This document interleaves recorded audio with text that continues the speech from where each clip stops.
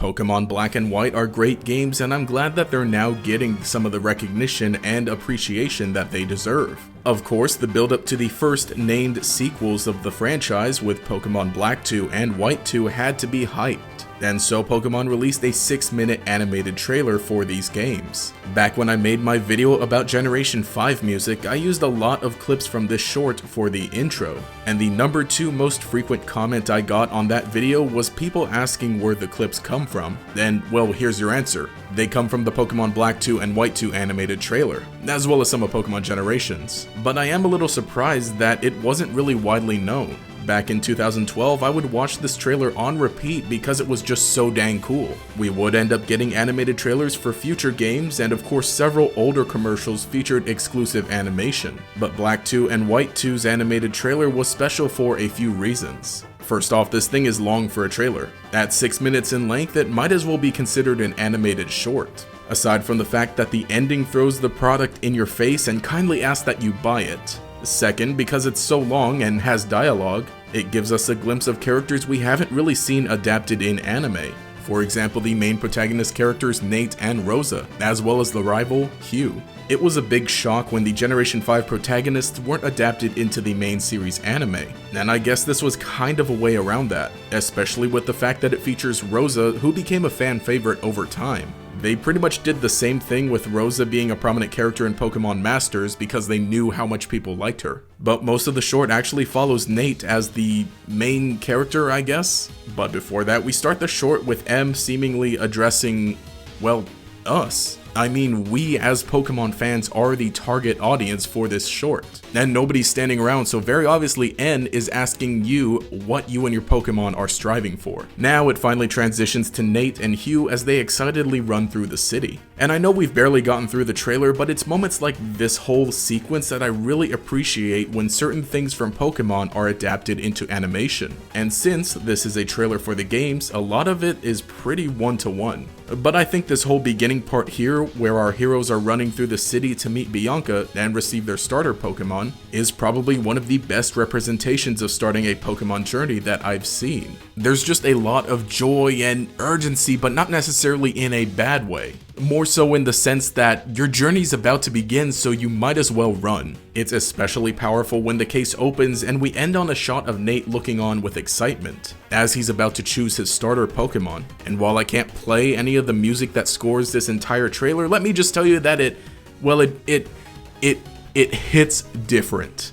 But then we go over to Rosa, who stretches as she prepares for a battle. And here is yet another great showcase of animation with the battle that follows. Oftentimes in smaller animated projects besides the main series anime, the battles are more intense and have a better weight to their action. And that is an understatement when talking about this. Even though Charon is only the first gym leader in Unova, this battle pits Superior against Stoutland. And it's just amazing. As you can tell, they're real trainers because they know how to use Protect. After this, the short goes back to following Nate, and Rosa's segment is even cut out of some official uploads of the trailer. I wouldn't think it's for time's sake because it still reaches only 5 minutes, which is again long for a trailer, but something's going on here. Regardless, we get a moment where Nate encounters Colress where he gives his ominous spiel, setting things up for the main Team Plasma story. And then he encounters Elisa in her new clothes and shows off his starter as Emboar for the first time. And you know, I think that since these games are sequels, they wanted to go straight to showing off the final evolutions. That, and maybe they wanted the characters and tone to feel more mature, or about as mature as Pokemon can realistically get. But this is a great moment showing a character from the last game having changed her appearance to show that things are different this time around. And the next part is one of my favorites as it shows Nate, Hugh, and Charon all on Team Plasma's ship in a battle. This has the most dialogue and interactions between characters, which is what really makes it feel like an animated short rather than a trailer.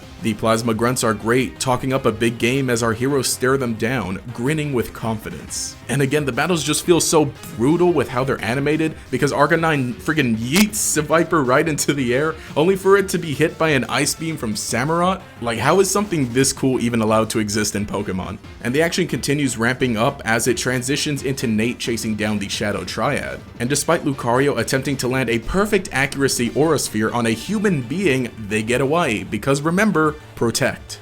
It's a great Pokemon move. And this is where the story of the trailer kind of ends. Even though we were only mostly given bits and pieces of the main story of the game, it still felt so much like we were following something complete. And to give us an Empire Strikes Back ending just really does a great job at selling this game, because it is a trailer after all. I genuinely want to know what comes next. And lastly, we're shown how powerful the box legendaries look as they transition into the actual boxes. And that is the whole trailer. Like I said, this is genuinely one of my personal favorite things in Pokemon, period. I know that Generation 5 as a whole was initially received with mixed impressions, and it only became a fan favorite over time. But if this concept had been adapted into a full series, maybe even 6 20-minute episodes, or something similar to Pokemon Generations, it would have impressed and snagged so many naysayers at the time. Something like this would have been right at home on, say, Toonami. But then again, as we've discussed, some spin-off anime material, for whatever reason, doesn't get the traction or attention that it should. As a trailer, I think we can consider this the best of any Pokemon trailer because it pulls you in and shows you the world of Pokemon. Being a sequel, we already knew what the gameplay would look like and what the new Pokemon were, but this was their chance to experiment, and boy did it pay off. And that's why I love the Pokémon Black and White 2 animated trailer. But anyway, hey, this is GatorEX, and let me know what you think. Do you like the Black 2 and White 2 animated trailer? Probably very likely. Would you like to see more of this going forward? And honestly, I really do like it. I would have loved to see a lot more like full-on animated shorts, basically like this, for future games and other things, but I definitely just love when we get more anime aside from just the main series, and especially, focusing and featuring some other characters. And, this one I really do like. Of course, Black 2, White 2, great games, I love them, and we'll talk more about Gen 5 probably in the future with some other cool things. But yeah, leave a comment below, let me know what you think, just letting you know. Gonna be a little late to respond to comments just because I'm pre-recording this, because I'll be off. I recorded the Cyrus thing yesterday, actually right like minutes before this. It's all weird how that works out, but yeah. And if you'd like to check out my anime channel as well, just want to remind you I have that. I'll be discussing Yu-Gi-Oh! 7s as the episodes come out. Hopefully the next one is up by now, just waiting on some things. But yeah, I also talked about the My Hero thing, the OVA, why'd I call it a thing, on the channel as well. If you could check that out, that would just mean so much. But anyway, if you enjoyed the content, remember to leave a like and subscribe. To show your support, you can enable notifications by clicking the bell icon next to the subscribe button. This will make sure you see each new video as it comes out, and will make you a member of the Chingling Squad. Anyway, this has been GatorEX. Have a nice day.